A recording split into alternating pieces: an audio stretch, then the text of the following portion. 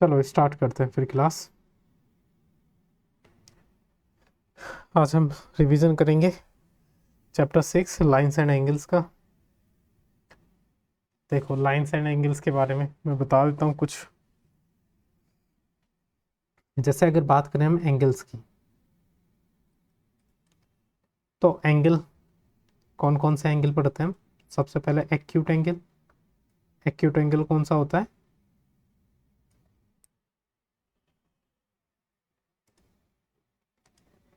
Acute angle होता है angle, नमस्ते, लेस देन 90 डिग्री। फिर एक्यूट से अगला कौन सा एंगल होता है? Right angle. राइट एंगल कौन सा होता है? एंगल ऑफ 90 डिग्री, जो 90 डिग्री का एंगल होता है। ठीक, आगे फिर आता है ऑब्ट्यूज एंगल। ऑब्ट्यूज एंगल हम किसको बोलते हैं? जो एंगल 90 डिग्री से तो बड़ा होता है, जो एंगल 90 डिग्री से बड़ा होता है, बस लेस देन होता है 180 डिग्री से। ठीक है, उसको हम ऑब्ट्यूज एंगल बोलते हैं। आगे स्ट्रेट एंगल। स्ट्रेट एंगल हम किसको बोलते हैं? जो एंगल 180 डिग्री का होता है, एंगल ऑफ 180 डिग्री। ठीक, फिर आगे आता है रिफ्लेक्स एंगल।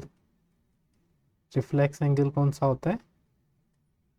जो एंगल 180 डिग्री से तो बड़ा होता है, greater than 180 but less than 360 degree, उसको हम रिफ्लेक्स एंगल बोलते हैं। और फिर आता है कंप्लीट एंगल। कंप्लीट एंगल कौन सा होता है? Angle of 360 degree. जो एंगल 360 डिग्री का होता है उसको कंप्लीट एंगल बोलते हैं। ठीक है, कुछ और टर्म्स जो हमें इससे याद रखनी है। Complementary angles.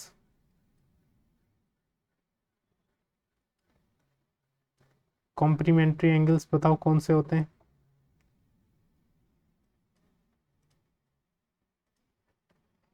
हाँ, मान लो दो एंगल हैं एक्स और वाई, तो ये कॉम्प्लीमेंट्री तभी होंगे जब इनका सम 90 डिग्री हो। तो ऐसे दो एंगल जिनका सम 90 डिग्री हो उनको हम कॉम्प्लीमेंट्री एंगल्स बोलते हैं। ठीक, फिर आता है सप्लीमेंट्री। सप्लीमेंट्री एंगल्स, अगर अपने पास दो एंगल हैं एक्स एंड वाई, तो ये सप्लीमेंट्री तभी होंगे जब इन दोनों का सम 180 डिग्री हो। समझ में आया?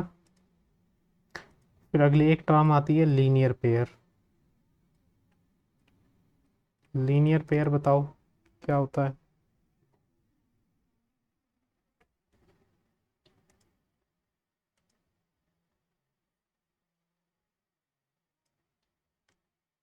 स्ट्रेट लाइन पर दो एंगल बने हुए हैं, angles on straight line whose sum is 180 degree. मान लो ये एंगल एक्स, ये वाई, तो यहाँ पे इन दोनों का जो सम है वो 180 डिग्री है, तो हम इन्हें बोलेंगे एक्स एंड वाई क्या है? Linear pair.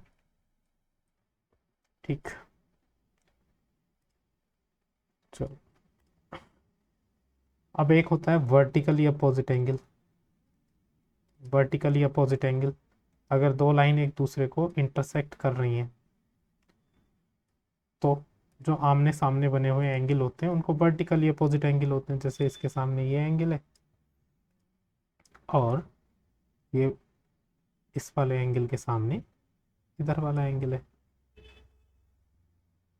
नाम दे दें, अगर ये एक्स है, ये वाई है, तो हम बोलेंगे कि एक्स और वाई वर्टिकली अपोजिट एंगल होंगे, और वर्टिकली अपोजिट एंगल इक्वल भी होते हैं। ठीक है भाई। वैसे ही अगर ब्लू वालों का अगर हम नाम रख दें डब्ल्यू और जेड, तो ये दोनों भी बराबर होंगे। क्यों? क्योंकि ये भी वर्टिकली अपोजिट एंगल्स हैं। बताओ, यहां तक समझ में आया? चलो, अब अगर कोई भी दो पैरेलल लाइंस हैं अपने पास, अगर दो पैरेलल लाइन को कोई एक लाइन इंटरसेक्ट करती है, कट करती है तो उसको क्या बोलते हैं? उस लाइन का नाम होता है ट्रांसवर्सल।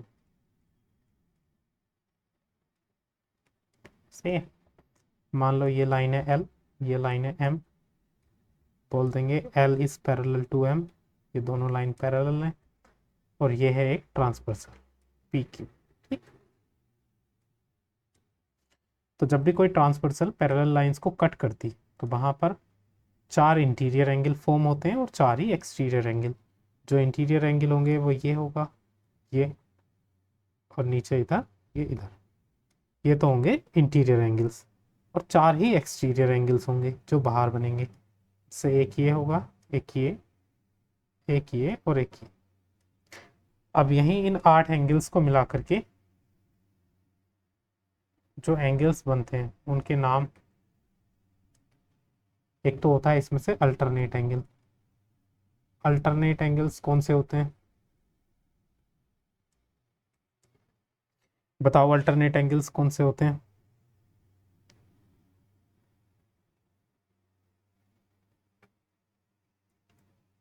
हाँ, एक मिनट रुक जाओ बस।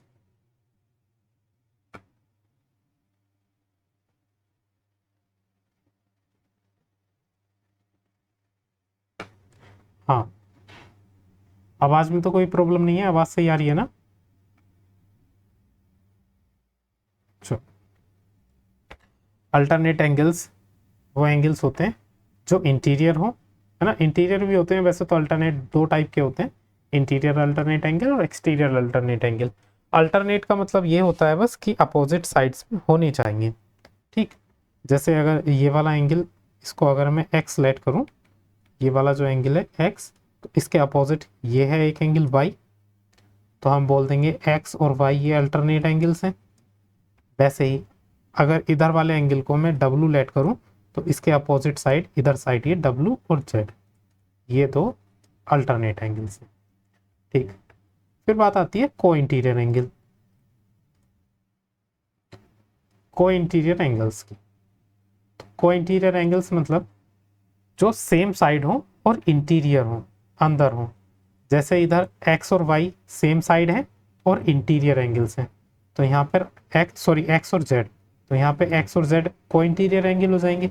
वैसे ही अगर इधर साइड की बात करें तो वाई और डब्ल्यू ये दोनों भी सेम साइड हैं और इंटीरियर एंगल्स हैं, तो ये भी को इंटीरियर एंगल्स हो जाएंगे। फिर आते हैं करस्पॉन्डिंग एंगल्स।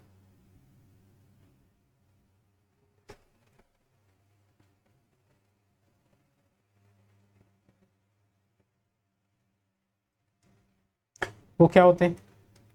देखो, सेम साइड एक एंगल अगर इंटीरियर लें और एक एक्सटीरियर एंगल लें, एक्सटीरियर एंगल दूर वाला होना चाहिए, तो वो होते हैं करस्पॉन्डिंग एंगल्स।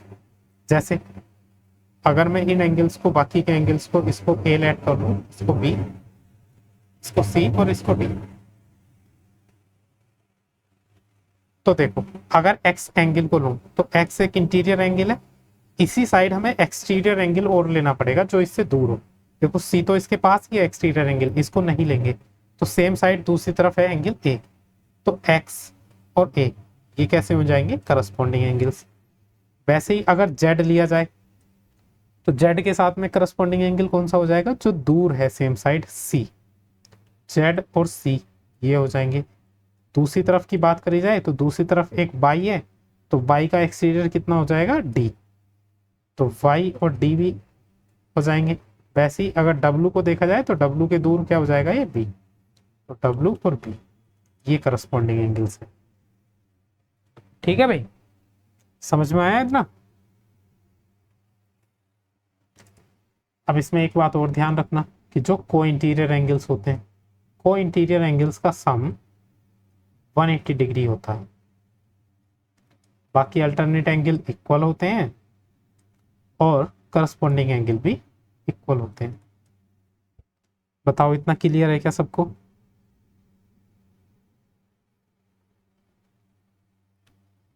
चलो, अगर क्लियर है तो आगे अब कुछ क्वेश्चंस करते हैं। जैसे ये क्वेश्चन है, सभी करेंगे इसको।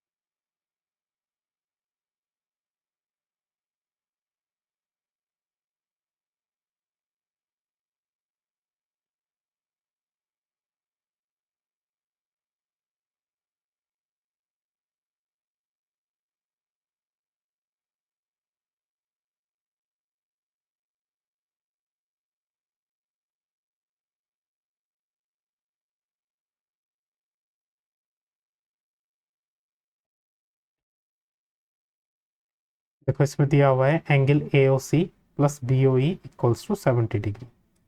अब ये आपको नाम से एंगल पहचानने आते होंगे कि एंगल AOC कौन सा एंगल होगा, जो A से O और O से C के बीच में जो एंगल बन रहा होगा उसी एंगल को बोलेंगे हम एंगल AOC, मतलब ये वाला एंगल। इसको चलो एक्स लेट कर लेते हैं, ठीक है। दूसरा एंगल दिया हुआ है एंगल BOE। BOE कौन सा एंगल, जो B से O और O से E इन लाइंस के बीच में जो एंगल बन रहा है, ये वाला एंगल। इस एंगल को अभी लेट कर लेते हैं y। क्या दिया हुआ है, इन दोनों एंगल का सम, मतलब x प्लस वाई दिया हुआ है हमें कितना, 70 डिग्री, ठीक है। एंगल BOD, BOD एंगल कौन सा दिया हुआ है, एंगल BOD मतलब B से O और O से D के बीच में ये वाला जो एंगल बन रहा है, ये वाला एंगल दिया हुआ है कितना, 40 डिग्री, ठीक है। Find angle BOE। BOE कौन सा एंगल पूछा है, BOE मतलब वाई एंगल पूछा है एक तो, कि ये वाला एंगल कितना होगा, और पूछा है reflex angle of COE। COE angle हो जाएगा ये वाला, जिसको हम जेड लेट कर लेते हैं, इसका रिफ्लेक्स पूछा है।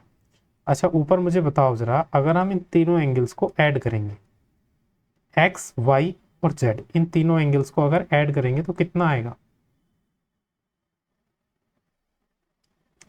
180। क्यों, क्योंकि अगर एक्स वाई जेड इन तीनों ही एंगल्स को देखा जाए तो एक स्ट्रेट लाइन पर बन रहे हैं, और स्ट्रेट लाइन पर बने हुए एंगल्स का सम कितना होता है, 180 डिग्री, ठीक है। अगर x plus Y plus Z की बात करी जाए तो ये आ जाएगा 180 डिग्री। लिख देंगे एंगल ऑन स्ट्रेट लाइन, ठीक। अब हमें x प्लस वाई की वैल्यू ऑलरेडी गिवन है 70 डिग्री, तो x प्लस वाई की जगह 70 रख दो, बचा केवल z इक्वल्स टू 180 डिग्री। तो यहाँ से z की वैल्यू आ जाएगी 180 डिग्री माइनस 70 डिग्री, या फिर हम बोल सकते हैं z की वैल्यू 110। लेकिन हमसे क्या पूछा था, रिफ्लेक्स एंगल पूछा था z का। तो रिफ्लेक्स एंगल को हम कैसे निकालते हैं, अगर हम बात करें रिफ्लेक्स ऑफ z, तो 360 में से उस एंगल को माइनस कर दो, रिफ्लेक्स एंगल मिल जाएगा। z का रिफ्लेक्स एंगल निकालना है तो z को 360 से माइनस कर दो, ऐसे लिख दो 360 माइनस z, या फिर z की वैल्यू कितनी है, 110। 360 में से 110 जाएगा तो ये आएगा 250 डिग्री, ये हो जाएगा रिफ्लेक्स एंगल ऑफ z, ठीक। आगे क्या पूछा है, एक हमें y की वैल्यू निकालनी थी, सही है। चलो y की वैल्यू देखते हैं कैसे निकालेंगे y की वैल्यू। अब जरा मुझे ये बताओ, एक तो मैं लाइन ले रहा हूं ए बी लाइन, ठीक है। एक ए बी लाइन ड्रॉ करी है मैंने इस फिगर में, ये लाइन ड्रॉ करी है मैंने ए बी, ठीक है। और एक लाइन ड्रॉ करी है मैंने इस फिगर की सी डी, ये वाली लाइन ड्रॉ करी है सी और डी। तो बताओ जरा, ये जो बन रहा है ये 40 डिग्री बन रहा है, ये ओ है, angle B O D 40 degree है, और इधर ये वाला एंगल है एक्स डिग्री। क्या सभी को ये दिख रहा है,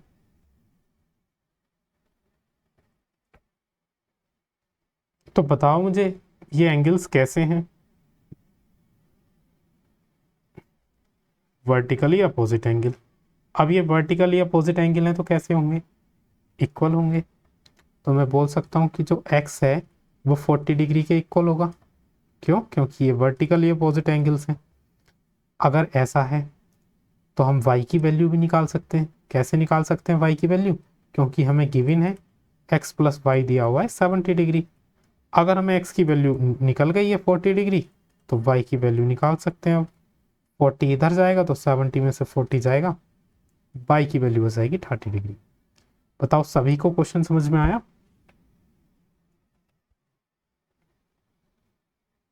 क्यों भाई।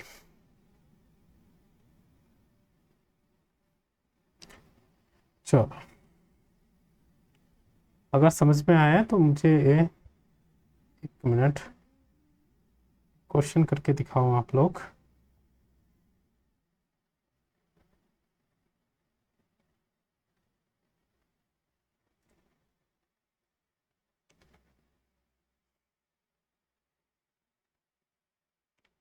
Find the value of x.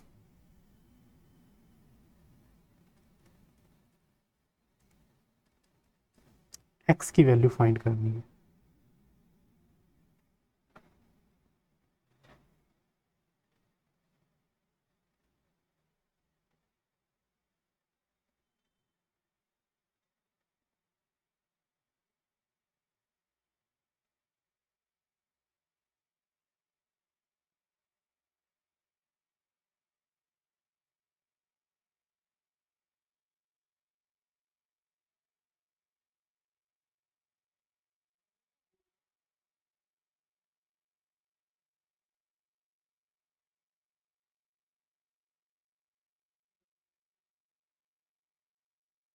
सभी ने कर ली?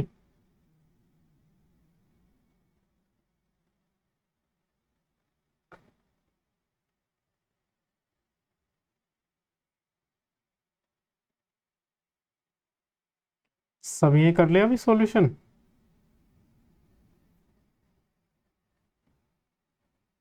कर, देखो मैं बताता हूँ इसको। अगर आप इस फिगर को देखेंगे तो अगर इसमें ये दो लाइंस की बात करी जाए, एक तो सी और डी, एक लाइन ये सी और डी, और एक लाइन एफ और ई, ये दो लाइंस देखी जाए तो इसमें इसमें ये वाला जो एंगल है और ये वाला जो एंगल है, बताओ कैसे एंगल्स होंगे ये? वर्टिकली अपोजिट एंगल्स होंगे। तो अगर ऐसा है तो ये वाला भी एंगल 2x हो जाएगा। सही है। अब अगर ये वाला एंगल 2x हो जाएगा तो देखो, अब अगर ऊपर के तीनों एंगल्स को जोड़ा जाए, 3x 2x और 5x को, तो ये तीनों एंगल्स एक स्ट्रेट लाइन पर बन रहे हैं। ये तीनों एंगल्स एक स्ट्रेट लाइन पर बन रहे हैं। इसका मतलब इन तीनों का सम कितना हो जाएगा? 180 डिग्री। अगर हम 3x 2x और 5x को ऐड करेंगे तो इनका सम आएगा 180 डिग्री। तो ये कितना हो गया? 10x। किसने अनम्यूट कर रखा है? म्यूट कर लो। 10x equals to 180 degree. तो यहाँ से x की वैल्यू आ जाएगी 180 अपॉन 10, या फिर हम बोल सकते हैं 18 डिग्री। क्या सभी का आंसर ये आ रहा था?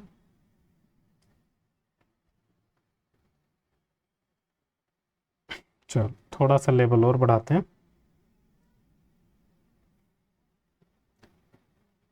ये क्वेश्चन है, बता देता हूँ इसमें क्या क्या गिवन है। इसमें गिवन है कि ये जो लाइन ए बी है ये पैरेलल है लाइन डी सी के। सही है। पूछा गया है find the value of x. Find value of x. X की वैल्यू बतानी है।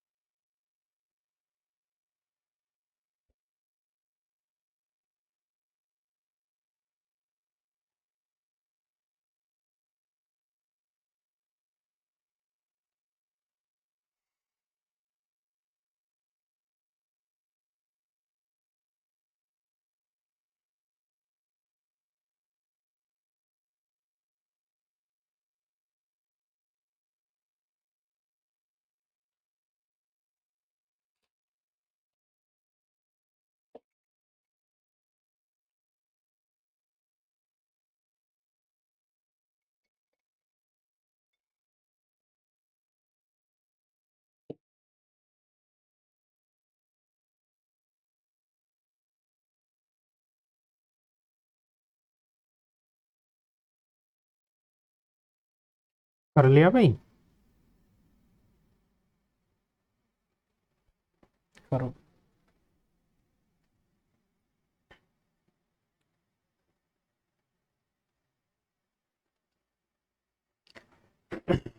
चलो चेक करते हैं।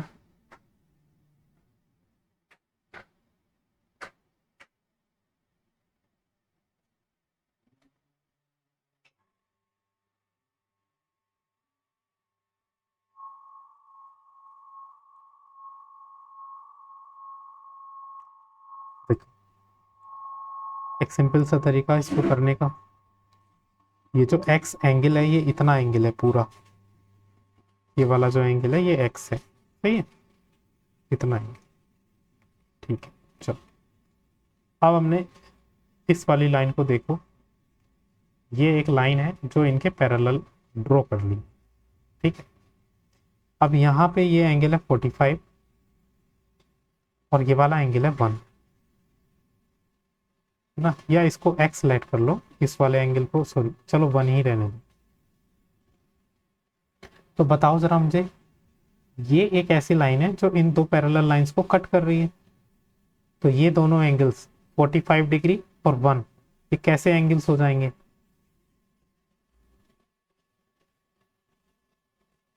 Alternate angles. अगर अल्टरनेट एंगल हो जाएंगे तो क्या एंगल 145 डिग्री के बराबर आ जाएगा? क्योंकि अल्टरनेट एंगल्स कैसे होते हैं? इक्वल। ठीक है, वैसे ही अब नीचे देखो इस वाली लाइन को, ये वाली जो लाइन है, इस ये लाइन क्या कर रही है, इस 30 डिग्री के एंगल को और इस 2 डिग्री के एंगल को भी तो अल्टरनेट एंगल्स में डिवाइड कर रही है। तो 30 डिग्री और 2 ये कैसे एंगल्स हो जाएंगे? अल्टरनेट। तो ये एंगल 2 भी कितना हो जाएगा? 30 डिग्री। अरे समझ में आया? अब अगर इस फिगर में देखो तो मुझे बताओ जरा कि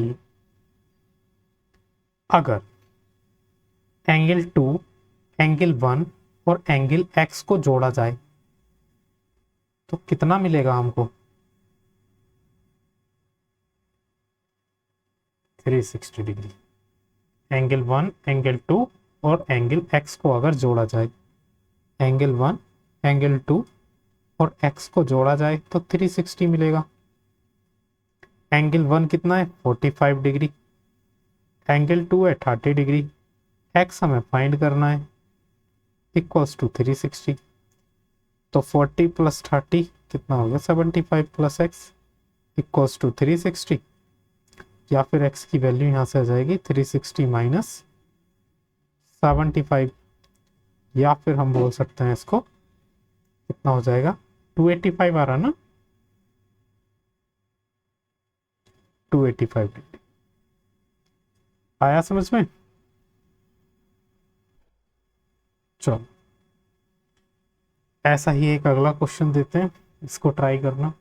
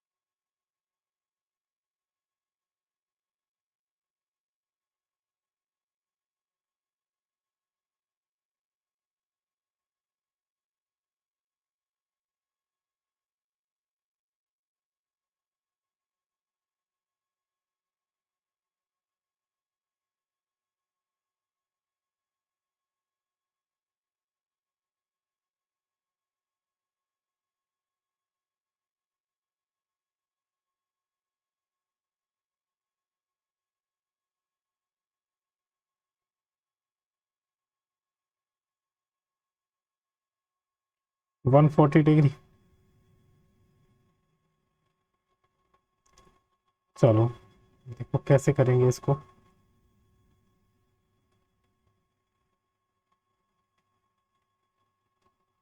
अगर हम यहाँ से एक बीच में से कंस्ट्रक्शन करें और इनके पैरेलल लाइन ड्रॉ कर दें, है ना।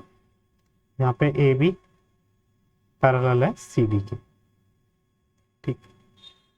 तो ये वाला एंगल जो है इसको हम लेट कर लेते हैं x1, इस वाले एंगल को x1 लेट कर लेते हैं, और नीचे वाला एंगल जो है इसको हम x2 लेट कर लेते हैं, ठीक है। तो ये जो अपना एंगल x हो जाएगा ये दोनों के बराबर हो जाएगा, angle x1 plus angle x2। कहने का मतलब अगर हम x1 और x2 की वैल्यू निकाल लें तो हमें एंगल x पता चल जाएगा। कैसे करेंगे देखो, ये एंगल x1 और 108 डिग्री का जो एंगल है ये दोनों कैसे हैं, को इंटीरियर एंगल्स हैं ना। इन दोनों का सम कितना हो जाएगा 180, को इंटीरियर एंगल। तो यहां से अगर x1 निकाला जाए तो हो जाएगा 180 माइनस 108। तो x1 की वैल्यू कितनी आ जाएगी यहां से 72 डिग्री। चलो वैसे ही अगर x2 और 112 डिग्री जो है ये भी तो को इंटीरियर एंगल्स हैं, x2 और 112 डिग्री ये भी को इंटीरियर है, तो इनका सम भी कितना हो जाएगा 180 डिग्री। तो यहाँ से x2 की वैल्यू 180 माइनस 112 क्या आ जाएगी, तो x2 की वैल्यू आ जाएगी 68 डिग्री। हमसे पूछा है एंगल x, तो एंगल x कितना हो जाएगा, एंगल x1 मतलब 72 डिग्री और x2 मतलब 68 डिग्री। तो ये आ जाएगा 140 डिग्री। आ रहा था क्या सभी का।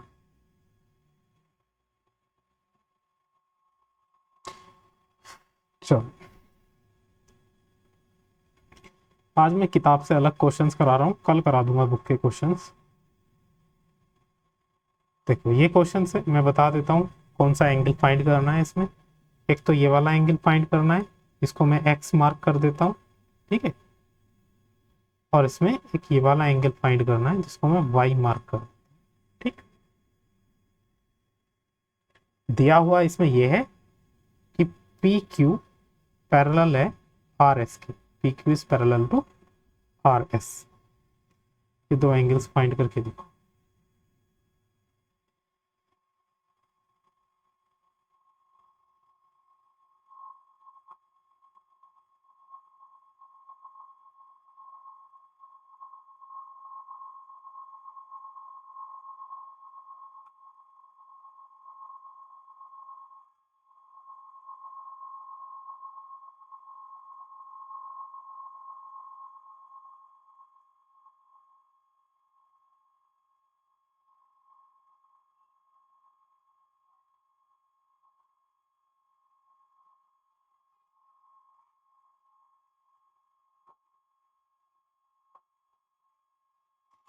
हो गया।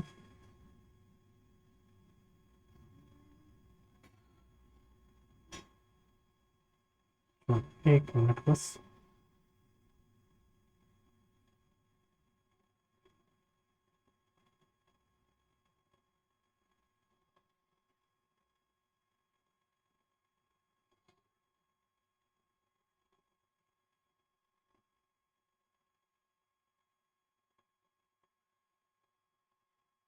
चलो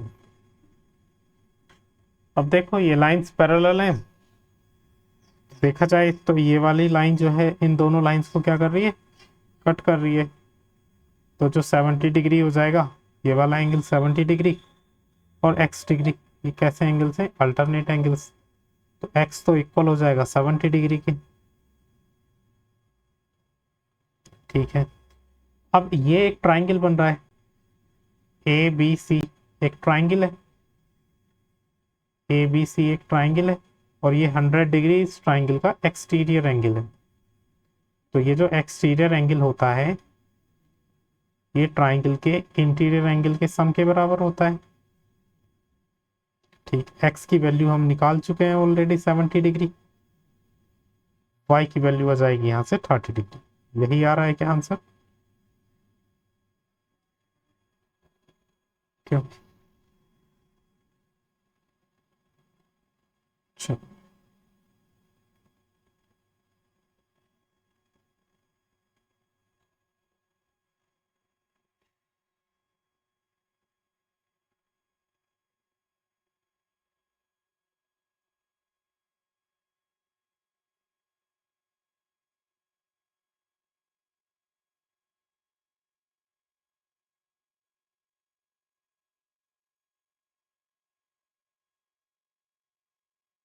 इसमें मुझे फाइंड एंगल ये वाला चाहिए।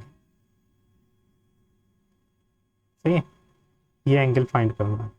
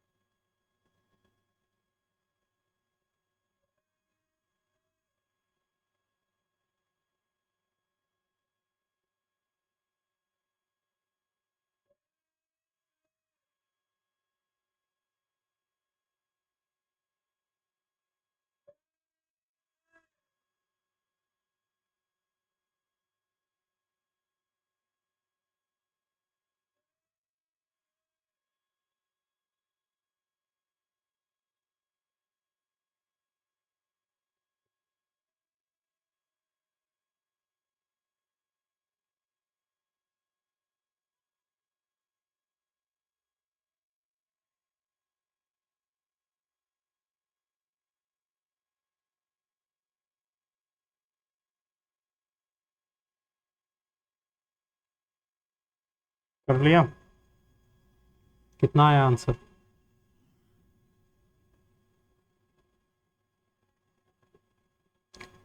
95 डिग्री।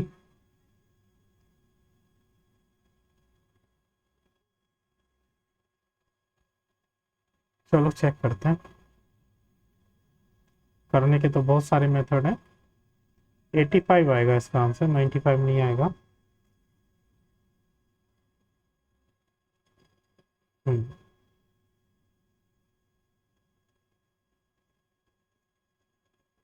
एक पैरेलल लाइन ड्रॉ कर लेते हैं, ठीक, और इस एंगल को दो पार्ट में डिवाइड कर लेते हैं। इस वाले पार्ट को लिख दिया हमने x1, और ऊपर वाले पार्ट को लिख दिया हमने x2। ठीक, तो जो अपना एंगल m हो जाएगा वो x1 प्लस x2 के इक्वल हो जाएगा। ठीक है, अब अगर देखे जाए तो x2 और एंगल 135 जो है, ये दोनों के दोनों को इंटीरियर एंगल है। मतलब अगर x2 और 135 को ऐड करें तो इनका सम 180 आएगा, क्योंकि को इंटीरियर एंगल्स हैं। तो x2 की वैल्यू यहाँ से आ जाएगी 180 माइनस 135, या फिर हम यहाँ से बोल सकते हैं 45 डिग्री x की वैल्यू आ जाएगी। चलो, अब देखो ये x1 और ये 40 डिग्री, ये दोनों कैसे एंगल्स हैं? अल्टरनेट एंगल्स हैं। सही है, तो x1 जो हो जाएगा वो 40 डिग्री के बराबर हो जाएगा। अल्टरनेट एंगल्स इक्वल होते हैं, तो जो अपना m हो जाएगा वो x1 कितना आ रहा है 40 डिग्री, x2 आ रहा है 45 डिग्री, तो जो m हो जाएगा 85 डिग्री हो जाएगा। समझ में आया भी सभी को?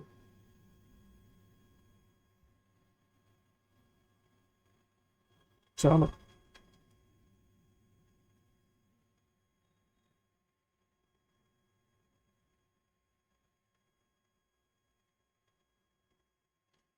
देखो इसमें जो गिवन है वो ये गिवन है कि ये जो लाइन ए बी है वो पैरेलल है सी डी के, और ये पैरेलल है ई एफ के। मतलब ये तीनों की तीनों लाइन पैरेलल है। ये इसमें गिवन है। फाइंड करना है हमको। क्या क्या फाइंड करना है? एक्स, वाई, जेड, तीनों एंगल फाइंड करना है।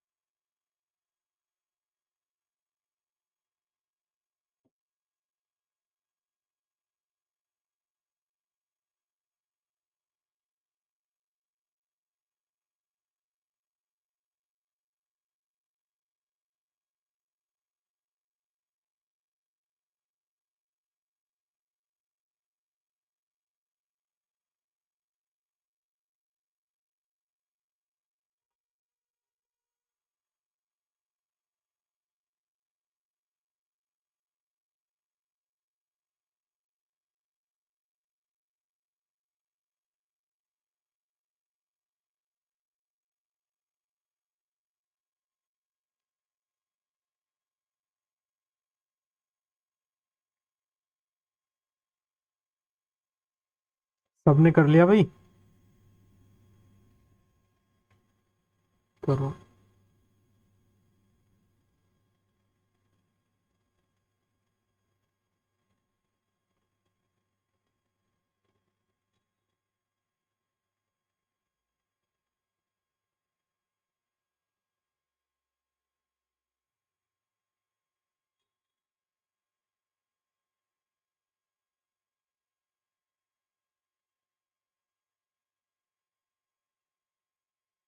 कर लिया।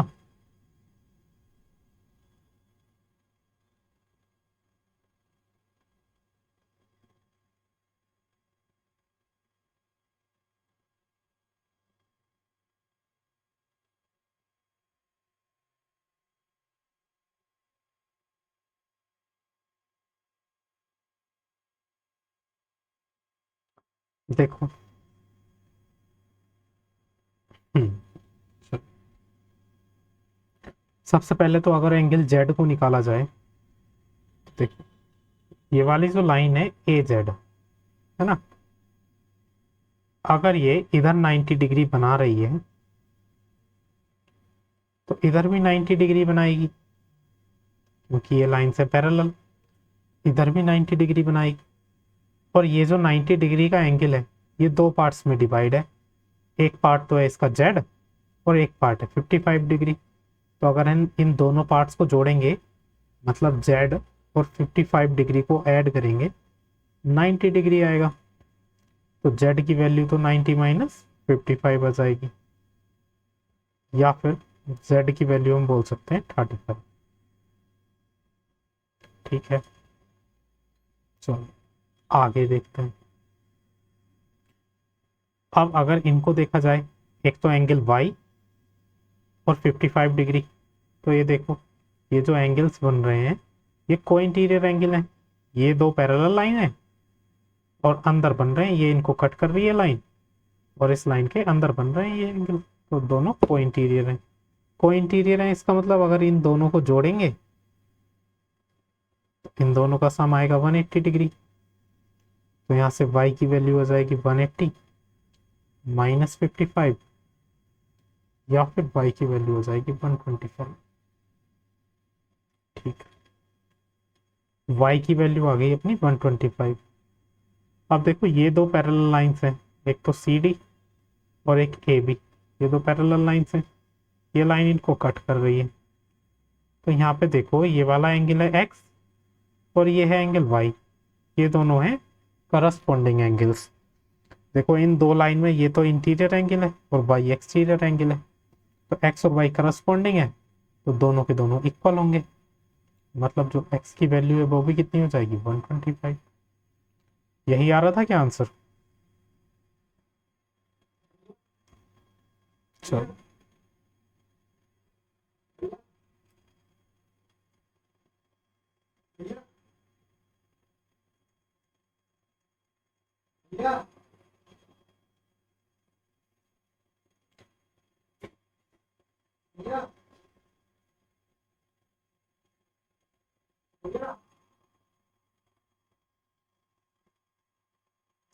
इस क्वेश्चन को करो।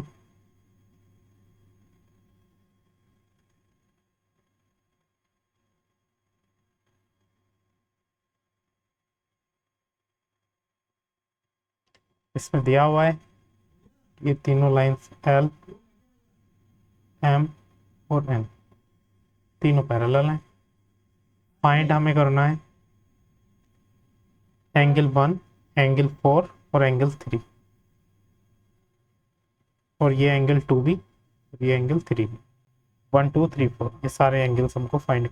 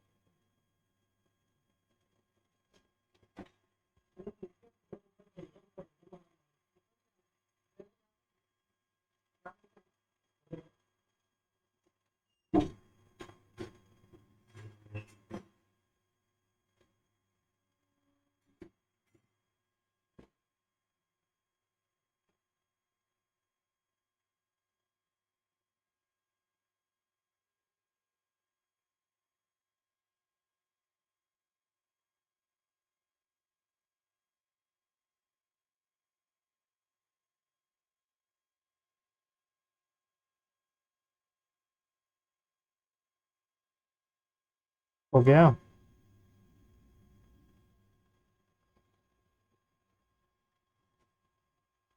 हाँ, सबकी सेम वैल्यू आएगी।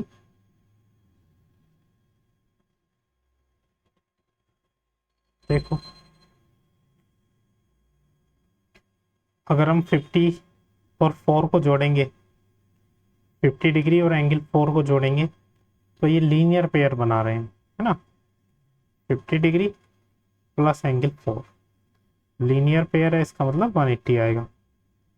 तो यहाँ से एंगल 4 की वैल्यू कितनी आ जाएगी, 180 माइनस 50 डिग्री, या फिर एंगल 4 आ जाएगा अपने पास 130 डिग्री।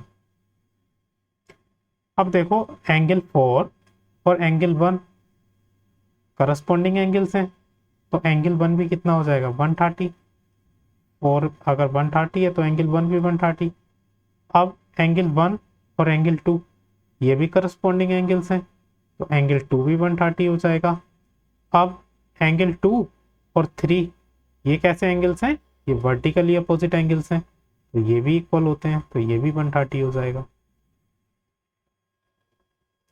समझ में आया फिर।